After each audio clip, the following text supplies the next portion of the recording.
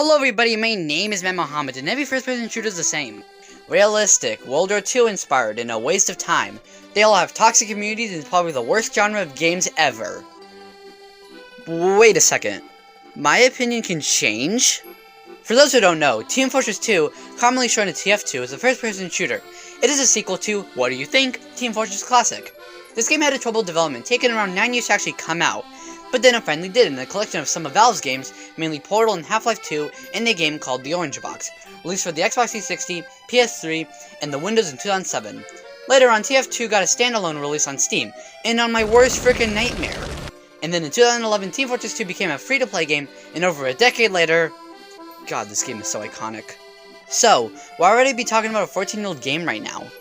Well, this game isn't in the best of places, which I will get into later, so I decided to participate in the hashtag SaveTF2 event, an event where Team Fortress 2 fans go on any social media platform to peacefully protest about Team Fortress 2 and how we love it. Also, you can bring attention to this game, and so more people can find out about it, and hopefully restore TF2 to its former glory. So, what would I do to spread the word of TF2? Well, I will review it, of course, so come along as I get into the plot. So the plot is relatively pretty simple. There are 9 classes, each one being their own different character with their own personality. You have Scout, the fast/cocky one. You have the Soldier, the Patriot with a rocket launcher. Also, I can't talk about the Soldier without mentioning Rick May, rest in peace. The Pyro, the Delusion one, who has a flamethrower. The Demo Man, the alcoholic that uses grenades. The Heavy, the Russian one that uses a minigun and is the second OP character in this game. The Engineer, the Texan aka the best character of the group, who can build stuff like sentries, teleporters, and dispensers. The Medic, the German who can heal teammates, is why every server you will ever be in is spammed with this. Medic! The Spy, the French one who can disguise himself as other teammates.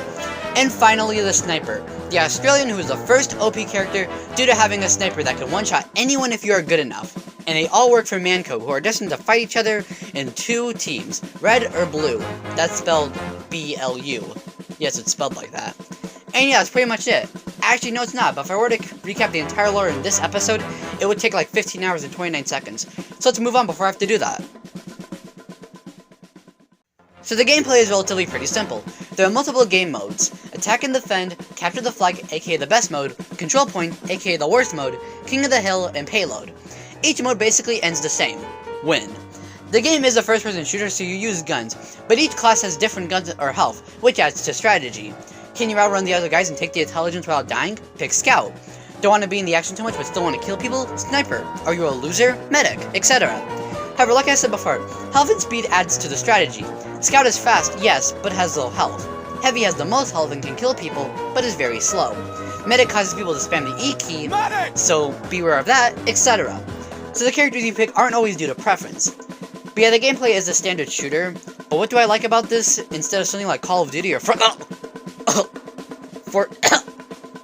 yeah, we're just gonna not say that word. Well, I will explain in the pros. First things first, this game is really charming. This game could have easily gone with a World War II inspired, bleak-looking, dark, gloomy, realistic art style. In fact, the game originally was going to lean into the realistic style, before settling on the cartoony style, thank god. But instead we have this more stylistic look, which fits the characters a lot. They're also sharp in their character design and not rounded out. I like it a lot. I also like how every class plays differently. All FPS games usually have a regular Joe with a different gun each time they can pick up in the map. In Team Fortress 2, your gun is tied directly to the person who you chose, and it's not locked behind a paywall.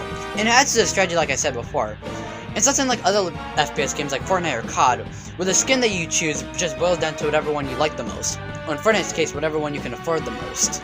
But not only that, but all of the classes have great personalities, with the help of the advertising. They aren't just gameplay with a guy commenting about how great the game is. No, they are literally short films and it's amazing. Meet the series of shorts are just great. They establish the personalities of the characters, and then later short films have them interacting and bouncing off each other.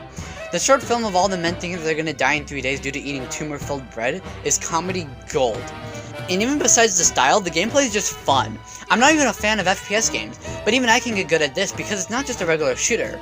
There's precision with the sniper, strategy with the engineer, or you can just be a heavy/pyro and just damage through a crowd to rack up a kill number. And if you team up with different classes, it will be amazing. For as much as I made fun of the medic, if you can ubercharge him enough and then pair him with a heavy, you are basically invincible for a few seconds. Or become a spy and destroy all the sentries all without anybody noticing who did it, and becoming paranoid. and the maps are just fun to explore. Yeah, attack and defense maps are just land. But for every stinker, everyone's like the payload map, or 2 Fort. And even the game modes are just fun. Capture the Flag is fun already, so when you add it to TF2, you're just gonna have a good time. And the payload map is just amazing. You have a cart with a bomb, and your team needs to push it to the other team's area to blow it up. But then there's another version of payload where both teams have a cart, and they are both rushing to make it over to the other team's base to blow it up. So you can either help your team push your bomb-filled cart, or you can go ahead and go and stop the other team from making progress. It's all about the strategy thing that I keep mentioning. Most games or team games can either live or die based on how well the teammates are. That's a good thing about TF2, and that is you aren't restricted to your team. You can have a bad team and still win, which a lot of team games and other games just fail at. Another pro is the movement. Rocket jumping, sticky jumping, tripping, surfing, and even just mastering your double jump as Scout is just a massive part of why the game is, again, so fun. Not many other games let you go miles high in the sky only to kill a random person with a shovel. God, this game is just so good. But as much as I've been praising, this game is not perfect. So let's get into the cons. First things first, this game is free to play, so that means we do have microtransactions, mainly the cosmetics / emotes, and yeah, that can be annoying. Another problem thanks to free to play is that you have these winter crates that the game keeps giving you, and you can't open them without a key that, you can only get by paying for with real money.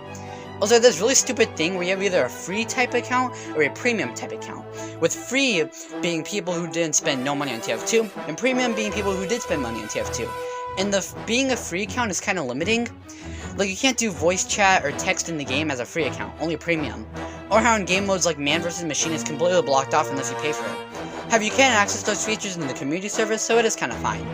You wanna know what you can also avoid in the community service, but it's still very annoying? Bots! These low-life scum have came in, and all they do is spin around as a sniper class and one-shot you the moment you're in the vicinity of them, causing your team to either be given a huge advantage or to just cut your losses and leave. And sometimes both teams have bots, so it's a lose-lose for everyone. And what's worse is when they go ahead and take a username from someone else through hacking, so when people go to kick the guy, they get confused on who to kick because it's the same username, and they might accidentally kick the wrong guy.